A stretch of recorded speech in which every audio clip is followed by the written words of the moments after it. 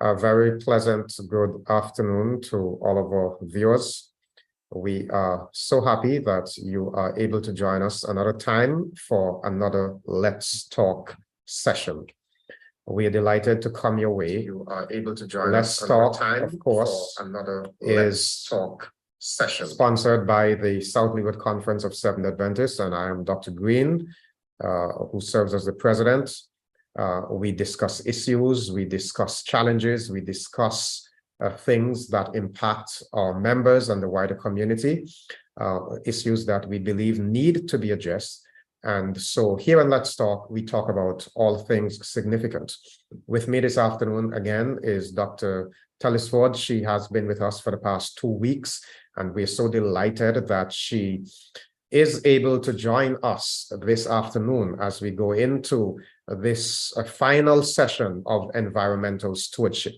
We are delighted that you have chosen to join us, viewer, and pray that by the grace of God, that what we present today will prove meaningful. We would like to invite you, before we go any further, to have a word of prayer, shall we? Father, we come again to another 1 hour of sharing issues on Let's Talk. We continue our discussion on environmental stewardship and pray that you will be with us this afternoon as we share. Be with Dr. Telesford as she presents, as she responds to the various questions and issues, and be with all of our viewers and listeners. Grant that the information will again prove meaningful and challenging us to be more effective in our stewardship responsibility towards our environment. In Jesus' name we pray. Amen. Dr. Telesford, it's a joy to have you with us again. I am so grateful that you were able to make the adjustment in your program last week. We ended by saying that we hope to have you another time, but we're so grateful that you were available today. And this is our part 3. This is our final session on environmental stewardship. Delighted to have you. Welcome back. Thank you. Thank you so much. I'm always happy to be on as well. Now, we have had 2 weeks of engaging discussions as we spoke about so many different issues. Last week, we ended by talking about pesticides. And I recall you saying that some chemicals are dangerous and should not be used around places where people dwell. You mentioned 2 chemicals as examples. One that was, you said, just banned in St. Vincent. I was trying to remember the name, but it kind of slipped me. And another that is a product that we refer to as Sevens. Now, I'm really familiar with that one. I want to know, I really want to believe that the average person will walk into a store and ask for a product that would kill ants or some other insect. And then the storekeeper would just simply give that person the product. Generally, what we do in situations like those is that we go home, we buy these legal over the counter, and we go and we use them. My question is, what should we look for? Because you mentioned these chemicals, and I think the average listener doesn't take time to read the labels to see this is what it is and what it does. So what should we look for? How do you advise our listeners and viewers regarding what chemicals are dangerous and which are not? And can you, while you're at it, give us some examples of chemicals in some of the pesticides around the home that can be dangerous to us? I know that's a lot, but I hope you get it. Okay, thank you, Dr. Greene. So, very, very good question, and today I will try to, as I sum up and conclude my 3 weeks, try to give our listeners a sense of some alternatives as well, because I know some of you have been following for the last 3 weeks and would have heard, don't use that, don't use this. But today I'm going to share some alternative products as well. So yes, I did speak about Sevens carbaryl, and that being very, very dangerous. It's used in agriculture practices. It is used in the home, but it's a product that we need to avoid. I'm not going to delve into like brand names, for example, to, get into any issues with companies, because we also have to protect the program in some ways. But what I want to encourage people to do, based on the information I have shared, is to read labels. And the more chemicals you see in a product, probably you may want to be more cautious in terms of the use of this product. So read labels. Don't just pick up things and say because my mother was using it that I should use it. Read the labels. The other thing that I want to encourage today is that people also do their personal research on the ingredients in the product. And that's how I've learned about some of those chemicals, apart from my studies. But there are things that I did not study about. When I see the name, I make a little jotting or take a picture, and then I do my own research to determine what this particular chemical may do to, or how it can possibly affect my health. Environmental health experts are very useful. So Dr. Greene, as Seventh-day Adventist, I always advocate for inclusion of environmental health experts in our programs. Sometimes we tend to focus more on the medical aspects, and we do not recognize the quality or the value of the inputs of environmental health experts and public health experts. So sometimes you may need to consult with them to get a better sense of how things react, how things can affect our health, how we can be exposed, right, to certain chemicals or certain things in our environment. So this is something that we need to be mindful of as well. And there are lots of literature publication out there. We encourage our people to read. This is something that as Seventh-day Adventists, we encourage strongly. Read and understand what is happening in the world that we live in. Not just probably about the behaviors and practices of people, but of the substances and chemicals that are also out there that we can be exposed to. So some scientific literature, it is helpful, right? You see something on a label, go into Google, or whatever search engine you can access, and find out what has been published on this particular chemical. So we already spoke a lot about synthetic pesticides, and we said that most of them, or many of them, are harmful, and we need to reduce our exposure to those chemicals. What I've seen in the literature recently is in some communities, they promote the use of pellets over spraying. Now, agriculture officers may understand that you can use pellets in some cases and spraying may be necessary in some cases, but more and more technology is evolving to the point that spraying can be maybe, I wouldn't say eradicated, but less used in agriculture practice, and there can be more use of direct application. So if you put the pellet to the ground or something like that, then the farmer and the community, there is less exposure than when there is drift or it's aerosolized or so. So that's something I've seen in the literature, but it may not be applicable in all cases, as the agriculture or extension officers will tell you. What I want to advocate for is the use of natural methods and products, and I would call them products, quote unquote. So neem, for example, is a well-known insecticide. You can use the leaf of neem to keep away insects.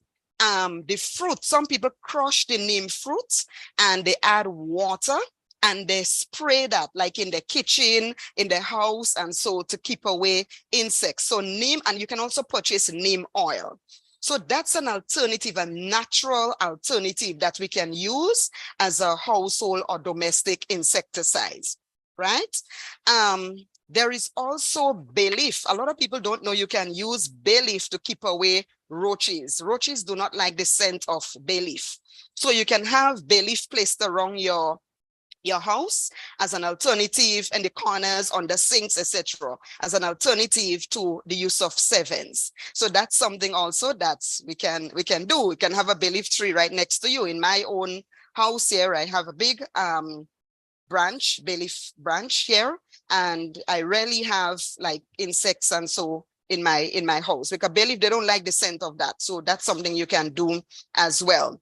Bay leaf and clove also, you can put that in dry goods. So you can, for example, if you have rice in a bottle, you know, sometimes you see people say like moths, you know, you have these insects, you know, hatching, and so you can add some clove in the bottle with some bay leaf and put it into your dry goods. Once it would not affect the taste or the smell or anything of the product, add that, and it keeps away some of those kind of insects.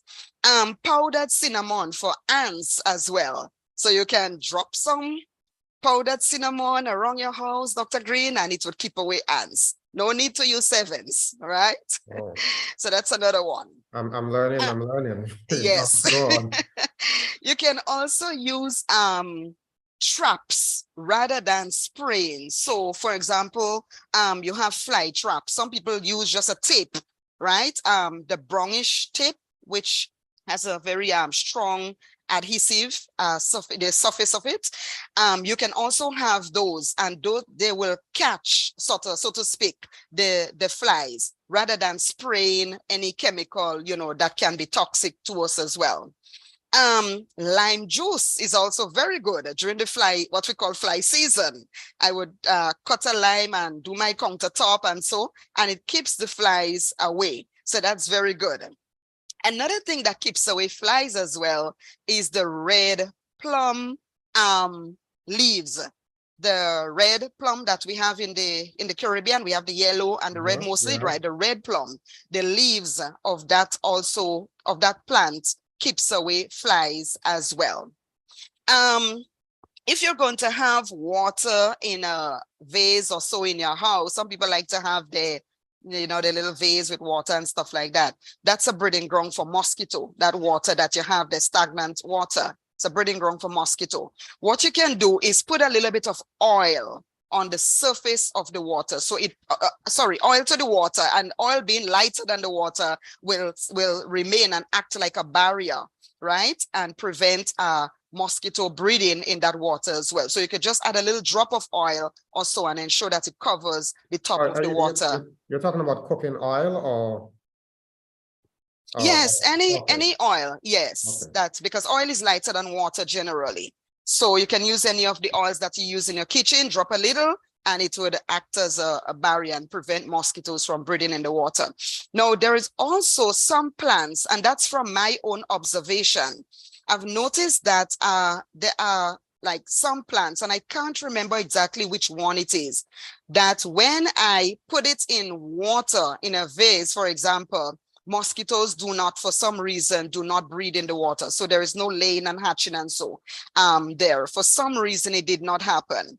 So I think it might be some of the lilies, anthurium lilies as well. When you cut those and put it in water, may not be all, but there are, I think I recall one of them putting it in the water for some reason for many, many weeks, and no mosquitoes in that water. So you might have to experiment a little bit with that at home and see what works for you. And you can certainly use that as well.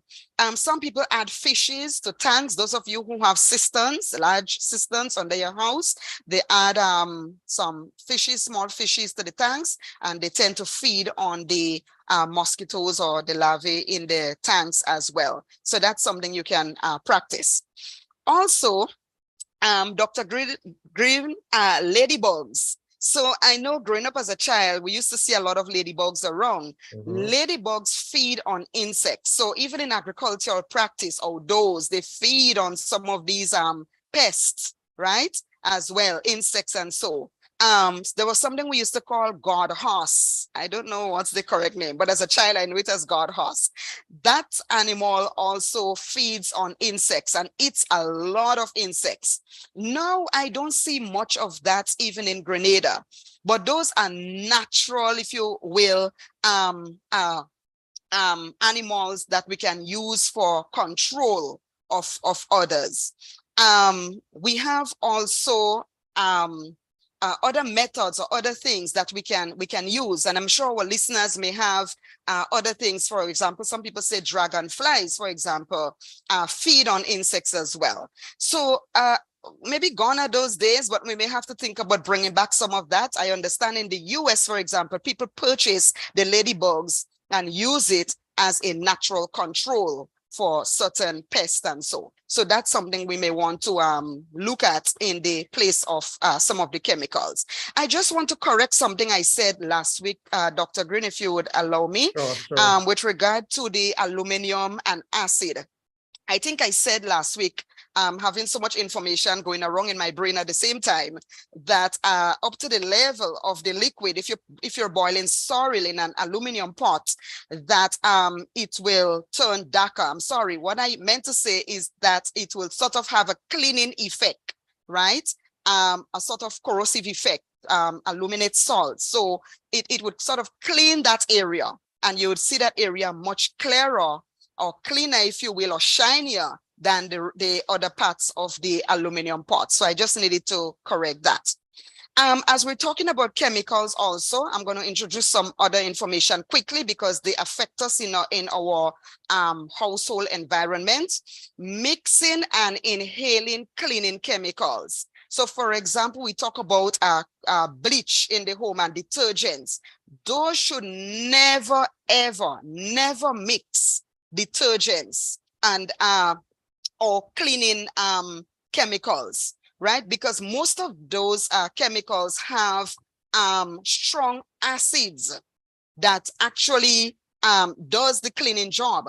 But when you mix those chemicals together, you have very toxic chemicals or all those being emitted, and we inhale those. I've known of one person who said they were cleaning the bathroom, mixed things in cleaning the bathroom, and then did not know anything after that, knocked out totally, right? Some people complain of burning and irritation, right, in the respiratory passage or the airways for days after that. So we should never, ever mix cleaning agents.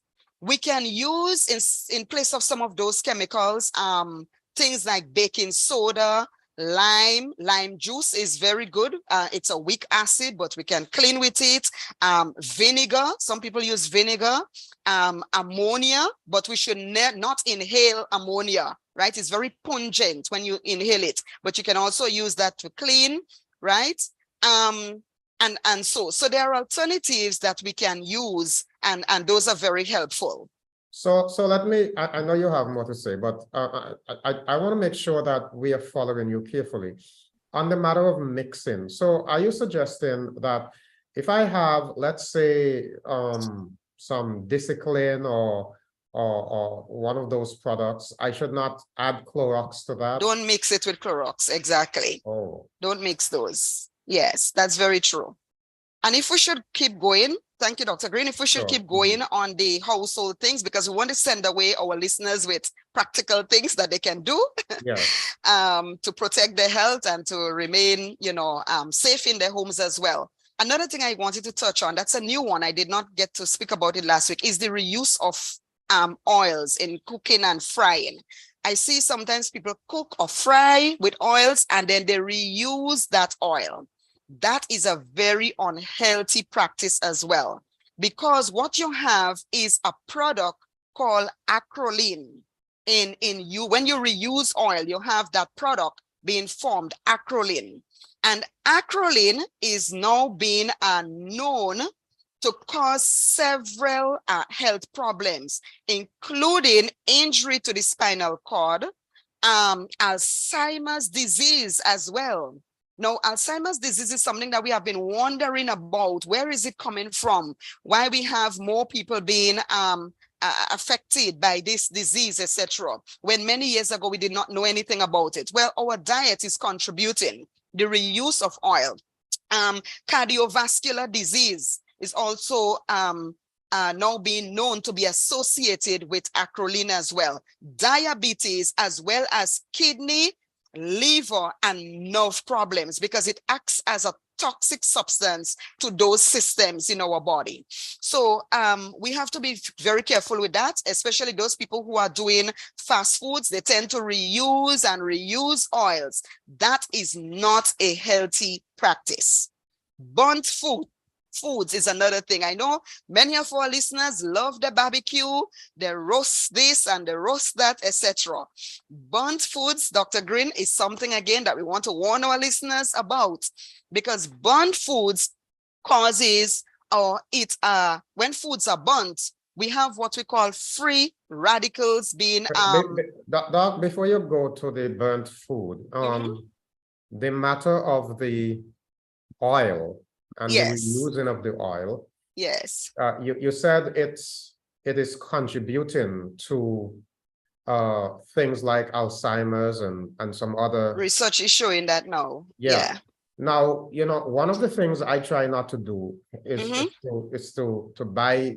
I like to eat at home. Let me put it that way. That's a good thing. Because I know what I'm eating. Right. And many of these fast food places, I'm not in their kitchen. I don't know what is going on. And when people are trying to make money, they're likely to cut corners. So that's true. very useful information. I've always heard that the oil itself is not good in large quantities. And now you're saying that when you reheat the used oil, reusal, heating it over and over.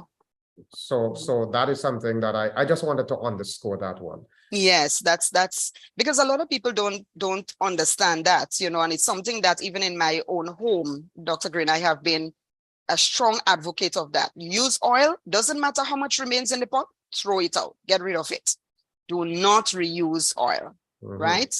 And so I was going on to free radicals in burnt food. So I know our barbecue users, please forgive me in advance. Those who like the barbecue and all of that, forgive me. But free radicals really, they attach to cell membranes and they are very reactive and leads to, diseases like cancer, for example. So we do not advocate consuming burnt foods, smoked foods and those kind of things as well. As much as possible, we should avoid that. Antioxidants, on the other hand, mop up free radicals in our body. So if you've been eating a lot of that, maybe you need to get a good dose now of antioxidants, which is very healthy for our bodies. We get that in our colored foods and fruits and so. For example, sorrel, that red thing, antioxidants, pomegranates. We have a lot of that I see now in most Caribbean countries. Our carrots. We encourage men to eat a lot of tomatoes, but ensure that you use some kind of oil to extract the lycopene and so from the tomatoes, right?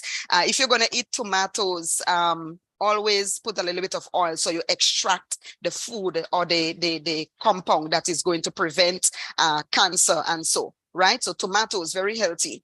And also dark chocolate as well, right? So these are some foods that are high in antioxidants and that is very, very good and very helps to prevent, the development of cancer from free radicals and so in the body.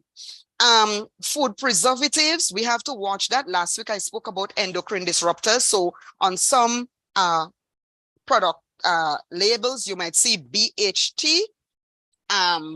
So that's another one that you want to be careful with. I'm not going to give the big names to confuse people, just BHT, you might see that. Be careful with that as well. That is an endocrine disruptor, and I spoke about that last week.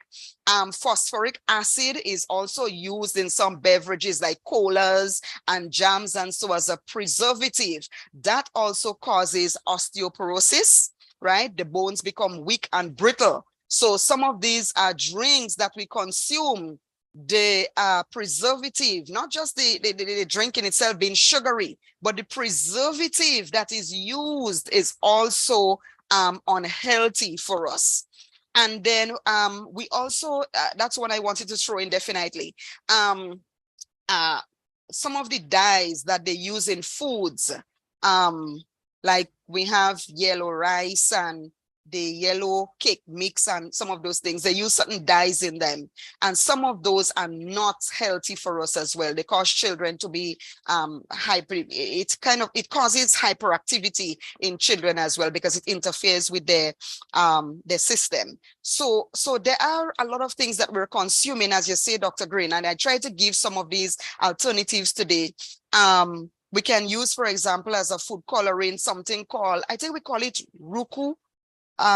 It's a tree, kind of, a small tree that it bears a red fruit, and some people, they take the fruit and they put it in water, crush it, put it in water, and you get this nice red color that you can use if you want to eat some red rice, or you want to use something else, or you can use turmeric to get your yellow rice as well, right? So those are some of the alternatives to using dyes in our foods, because some of those dyes are really not healthy for us, and children in particular should avoid some of these colored foods. So Dr. Greene, eat at home is good, but as I said before, eat at home, but if you can grow your own foods, even better, because even if you're eating at home and you're purchasing, you may not be getting the best thing. But if you can have a contract with a particular farmer or a particular person, that might help, knowing that they're growing the food fresh and healthy.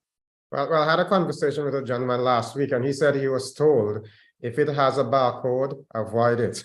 Oh my. Now, that's kind of extreme, but I got the point, Yes. if we grow our own stuff and yes. that kind of thing, then all of Yeah. because you mentioned preservatives, and you see so many canned stuff in the supermarkets, and people think, okay, it's an easy way out. I don't have to go and cook the beans. I can just buy it in the can and use it that way. Yeah. But now I'm sensing that a lot of things that we are eating are really destroying us. Yes. And it's a Wow. chemical, sometimes, like the preservative and all of those other things, and even the materials that are used in packaging, so we have to be mindful of that. If we can eat fresh, then it's better. Now, there are a couple of questions that came in here, kind of related to some things we mentioned last week. So I just want to ask them again. You may have answered one or two before, but we have new listeners joining us all the time. This person is asking, perfume, hairspray, comfort balls, are they safe? And then they're adding some things. I'll ask it one time: microwaves, air fryers, electric kettles, toasters, are they safe? So you're getting some interesting I questions. don't know if I mean, those are good questions, The person is asking about hairspray. I think we spoke about hairspray in the first early one. Mhm. I think the first session we spoke about the some of those chemicals are not healthy. Some of them are carry, of course, solvents. You have to have solvents to get, some of these things to mix, and so and those solvents, some of them are what we call VOCs, volatile compounds, organic compounds that, that we inhale. So it's not just about spraying and then it's gone. We inhale them, and some of them are very, very dangerous, especially when they're exposed to heat. And so you have all of these gases being emitted. And so we want to be very, very careful about that. I think we can do the issue of microwaves and so in another session. I wouldn't want to touch that today, really. Okay.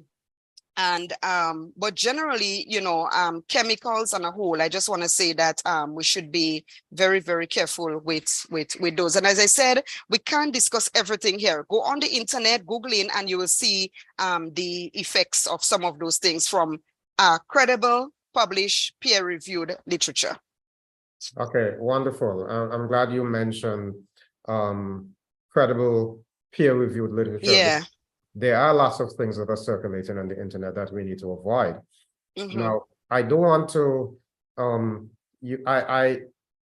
in one of the earlier programs, discussions, you mentioned that we have been failing to put enough emphasis, if any at all, on the relationship between chemicals and diabetes. I understand you to be saying that our only focus has been to challenge persons to watch their diet and to exercise. Diet and exercise, I don't think we can dispute that they are very important. I do not suppose that you're saying that these are not good at all, but I think you're suggesting that there may be something else that is just as important.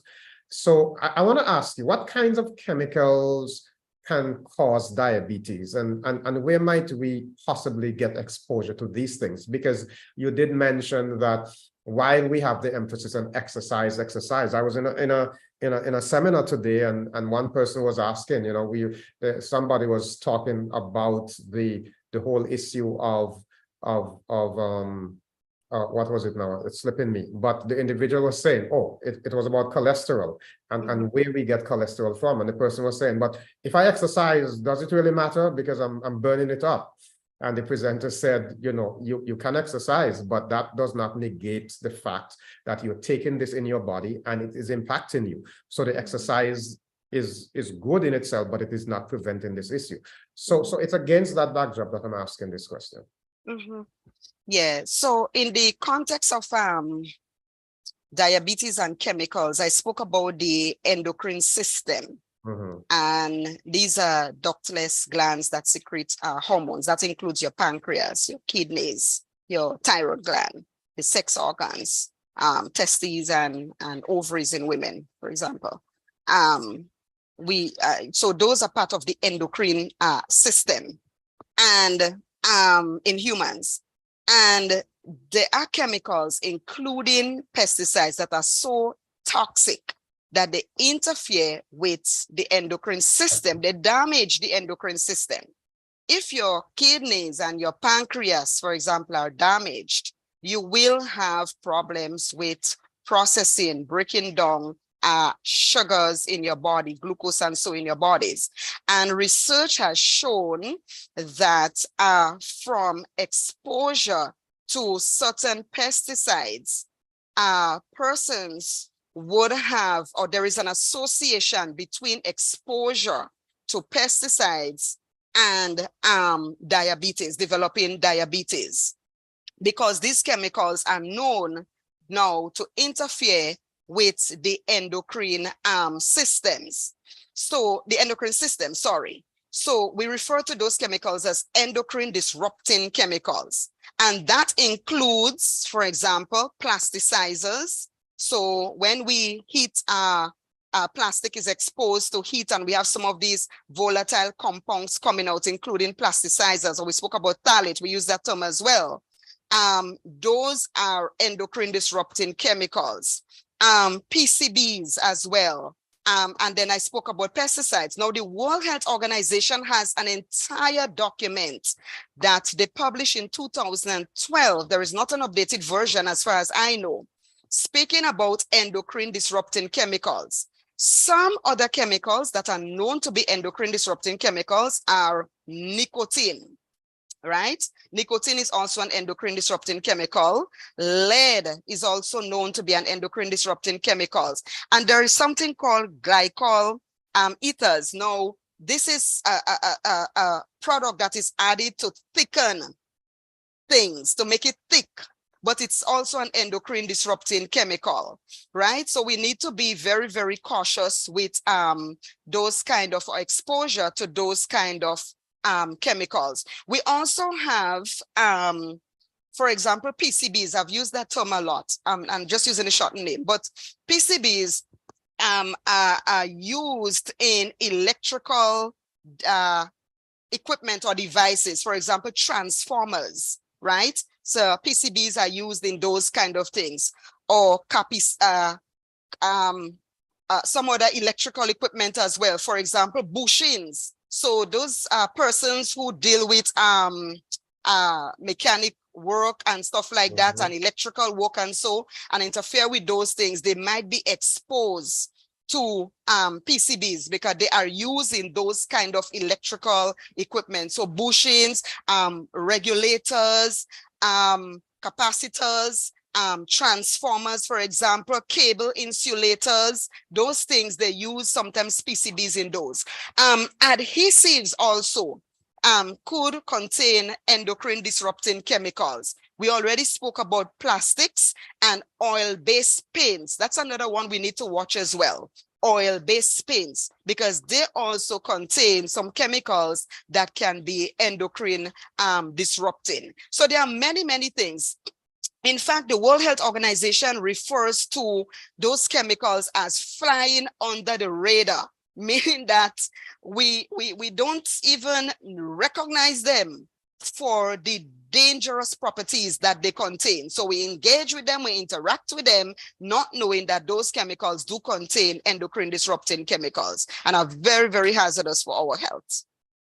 And I think that's the challenge, because, you know, again, lack of knowledge. And a lot of times we do these things, we grow up seeing people using them, we think they're safe. And so I just want to say how important it is for us to appreciate the information that you're sharing at this particular time. Now, Dr. Greene, just to add here, as a general precaution, because I'm hoping to do a study in the near future that speaks to looking at the relationship between certain working conditions and chemicals and cancer outcome in the Caribbean region. Maybe a couple of countries. I may just include a couple of countries. But people who generally work in, for example, warehouses, and so and some of the stores. I noticed some of our stores, we have a lot of clothing, household products, things with chemicals, insecticides, household like kitchen, you know, products and so in there. And it's very clustered and warm, and you have lots of patrons coming into those buildings. Those kind of environments might be the ones we want to, in the meantime, I would call them low-hanging fruits, avoid, because you have lots of things in the air. You may not recognize it. It may not have a particular or a distinct smell, but it is there, it is present. And by virtue of it being a warm, clustered environment, easily we can be exposed to all the chemicals coming from these new clothes, new shoes, perfumes, nail polish, hair products, all of these in those stores. We need to be very careful with those kind of environments as well.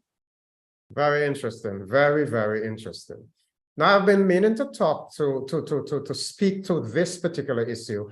I remember driving from Michigan to New York sometime back. You know, and you get a sense that where I was coming from, Andrews University, and you get a sense the atmosphere seemed rather clear. You could look up at the sky, but as you approach the built-up industrialized areas, you begin to see this smog that kind of settled over the city. So the clear sky, the clean air gave way to this thick blanket of smog. Some cities around the world have become so polluted by the various emissions that sometimes persons have to wear face masks. I remember hearing that, you know, sometime in India, they were actually cautioning people not to go outside because of the smog, the pollution. I was in Colombia, and they have implemented a system where certain vehicles, depending on the at least in Medellin where I was, depending on the numbers that end your number plate, you can only use your vehicles on certain days a week, and they do that for regulation. And then on Sundays, you don't use any vehicles, you use bicycles. And the government said they're doing these things to reduce pollution. The atmosphere was becoming too toxic. Now, I felt that was quite a bold measure to take, but I suppose when the time is right, we have to do certain things.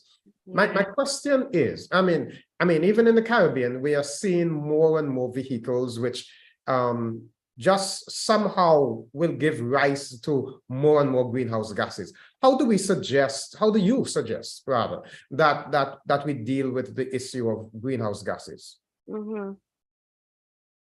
Yeah, so that smog that we see in these industrialized countries come from multiple sources, including industrial activities too, and you know, because the air is generally cooler at nights, the smog is not able to rise and dissipate, so it remains as a sort of blanket over these areas. And then by mornings, 6, 7, 8 o'clock in those countries, you have now the emissions from traffic, high traffic, also added to that. And that can be not the best conditions for us at all. So I do understand the situation that you're speaking to. Now, some countries have incentivized purchasing newer vehicles that use technologies that are what we call cleaner technologies, that use cleaner technologies. So you have the reduction in terms of pollutants into the environment from the combustion of fuels. For example, in, I think, Grenada, for example, people are encouraged to buy vehicles that are less than a particular age and not older vehicles. You would pay a lot more to bring in older vehicles. And that's very good because we prevent and rule out largely these old technologies that were not well, you know, adapted to reduce emissions or pollutants into our environment. We have also had the change of products largely. So, and that's probably a sort of side bit here, because at one time we had leaded gas, for example, and gas with high sulfur content. And as you know now, we do not use leaded gas. Some countries do in Africa still. That's a major problem for them. But in the Caribbean, we do not use leaded gas. And we have reduced sulfur content in the gas that we use. But what I would want to advocate here to reduce greenhouse gases at the now individual level or household level is carpooling. We have homes with 2 people in the home, 3 people in the home, but we have 3 vehicles or 4 vehicles in the home. That could be problematic, depends on how we're using it. If 2 people are going to the same place, for example, 2 people are going to the same church, you may as well use 1 vehicle. Or we can use the public transport system. In some countries, the public transport system is very, very good. Maybe not in all countries, but most countries, the system is sufficiently, I would say, at a standard that, you know, it's acceptable. So we can carpool, and we can try to cut back on everyone going into the city with a vehicle, because the city air becomes, or atmosphere becomes very, very polluted. Use bicycles as well. I know that's not popular, Dr. Greene, but it's something that we need to consider. Ladies, I was going to say this matter of using your own vehicle is a status symbol. Yes, you know, true. I don't want to ride with mommy. I want to show that I am my own boss. I can drive, yes. I don't want to go on the public transport because the public transport is going to suggest that I am not so well off. Right, you're suggesting that we swallow our pride for the sake of the environment and what is healthy, rather than be contributing to the greenhouse emissions. Right. And then we can also walk. If there are people who do not live too far away, they can take the bus in the morning and walk back home in the evening. Sometimes I'm amazed, like, for example, in Grenada, people are living so close to the town and they take their cars going into town trying to find a park, you know, and they're living just right on the outskirts of town, right? For many years, for example, I think all of the years that my daughter was attending primary school and preschool, my neighbor and I carpooled. So my neighbor, we would take the children to school.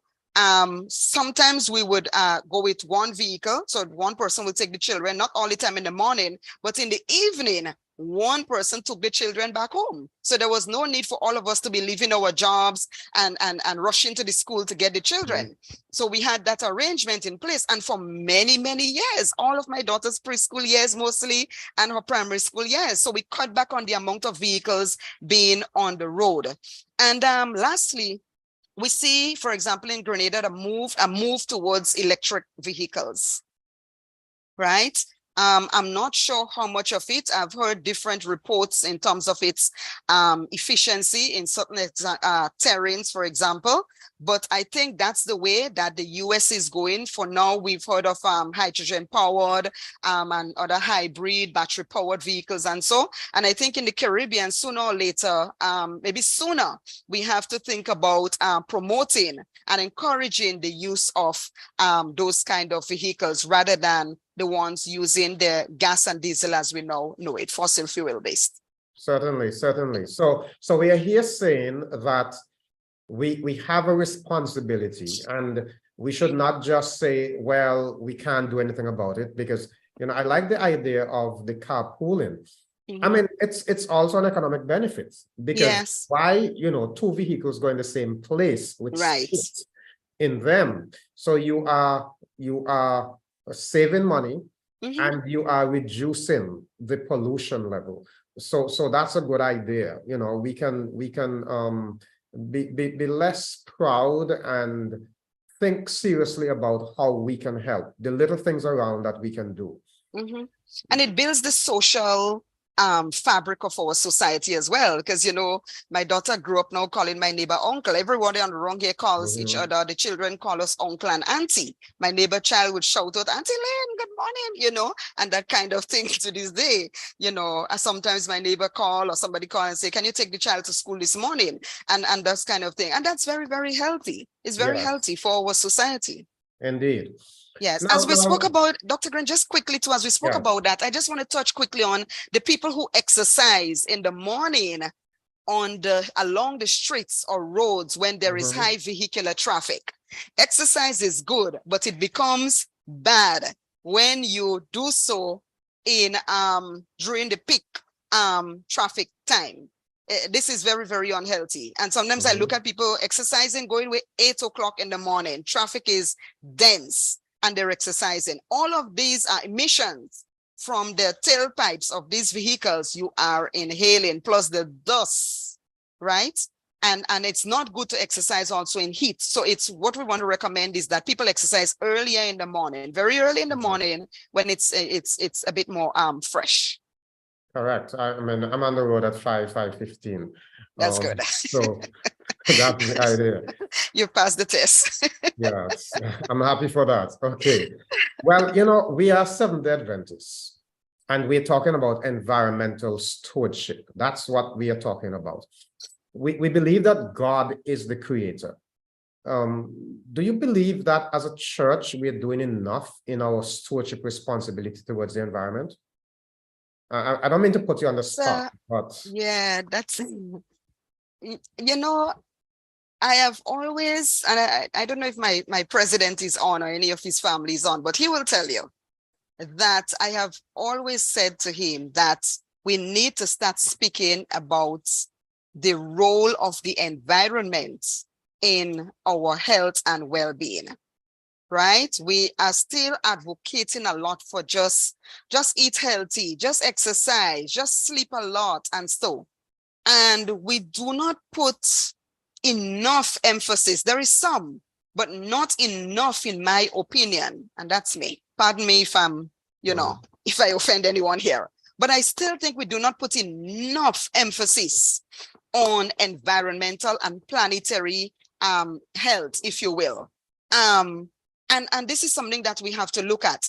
We are still probably to do an audit of the homes of our members and our churches to see what they might be exposed to that may counteract the health message that we are delivering. So yes, we are speaking about the diet and the other things, but there are things in our homes that are counteracting on a daily basis the effect. The things, the simple, some of them chemicals we are using. We spoke about insecticide. We have so many members that are farmers, and we do not talk about these chemicals they are spraying, and sometimes even bringing the products for use in our churches, and we are consuming it, right? Some of the other environments that we are exposed to in our workplaces, people who work in industrial environments, for example, could be exposed to a lot of chemicals. We just spoke about some of the the oils and so that, for example, mechanics use. I like having a mechanic. No one wants to have a broken down vehicle. But do we talk about where they dispose of this? We call it old oil, used oil. Where do they dispose these things? I am not even sure how we dispose of these things, even in Grenada, and our exposure to those chemicals. Last week, we spoke about persistent organic pollutants, POPs, forever chemicals, make it easier for everyone to remember them. Where are those chemicals? They are there in our soils, for example, and we are not sometimes aware. When we're purchasing lands, for example, even though we're Seventh-day Adventists, things can affect us. When we purchase lands, sometimes we need to know the history of that land. And I had mentioned last week my intention to talk about what is called a Love Canal story in the United States, where I think it was Hooker Chemicals was the name of the company, dumped all of these chemicals in that particular place. And the project later on, someone bought the lands for a project. The project did not come through. And people eventually settled on that land. It was developed as a residential area. And guess what? When the rain started falling, that chemical, they started seeping to the surface. And then they noticed high incidence of cancer in the community and other diseases. Children, adults, they were all affected. So we need to know the history of that. So our church needs to, as you say, broaden its thinking about the effects and the impacts of our environment as well, as part of our health message. Very, very sobering indeed. Now, our time is almost up. So this matter you mentioned just now in passing, forever waste and so on. I just specifically, it concerns garbage disposal. Now you use the term forever waste. You use it just now again. I was more familiar with terms like biodegradable versus non-biodegradable. I was at the level of household waste, while you know, of course, as a researcher, as a scientist, you are involved in a more extensive level there. But again, even in our homes, we have things like computer batteries and other technological equipment that may contain chemicals and other reactive materials. So my question is, for the ordinary person or household, what is the stewardship responsibility in terms of waste disposal? Now, you mentioned mechanics disposing their oils. I do my own servicing every now and then, and I drain the oil from my vehicle. Do I just go over my fence and throw it there? How do I dispose of that? What guidance can, because I want to be a good steward of the environment. Yes. Yeah. So help me with these kinds of things, please. Yeah. So let me start by telling the story. We have just a few minutes of what happened in the Great Lakes in the US and where that term endocrine disrupting chemicals emerged from. I think her name was Rachel Carson. Dr. Carson might be your cousin or something like that, but she was involved as well in that in studies in the United States. And there was another person as well. They were well known for their work in terms of looking at what was happening in the US. But Rachel Carson was one of them, of those persons. I think she was later or something like that to the other person. But they were environmental scientists, and they noticed that the birds in the area of the Great Lakes in the US were having problems reproducing. The eggs were cracking before it was hatched. And when the eggs were hatched, the chicks were malformed. So reproduction was a problem. And they noticed that not only in the birds, other animals in the water and in the area generally, reptiles and so, were having that problem as well. And that's when they recognized a lot of the chemicals that were being used in industrial activities in the US, including PCBs and so, were draining into the Great Lakes. It has to go somewhere. I said that last week. It's going somewhere, draining into the Great Lakes. And when it got there, guess what was happening? And I'm going to use two terms quickly: bioaccumulation and biomagnification in the food chain. So the smaller fishes being exposed to those no chemicals and feeding in that environment were being eaten by larger fishes, and then it was going up the food chain, up to the birds. Birds just dive down, catch a fish, and so. And eventually they noticed that all of these animals were having problems. And that's where the term endocrine disrupting chemicals really started, coming out of the studies done in this Great Lakes area, right? They had a big scientific conference, brought scientists from all over the world together. And they recognized that, wait, something is affecting the reproductive organs of these animals. And they found out it was related to these chemicals there. Do not throw your oil, Dr. Greene, over the fence. Do not throw it or release it into the soils, because it is going to drain and it is going to go somewhere.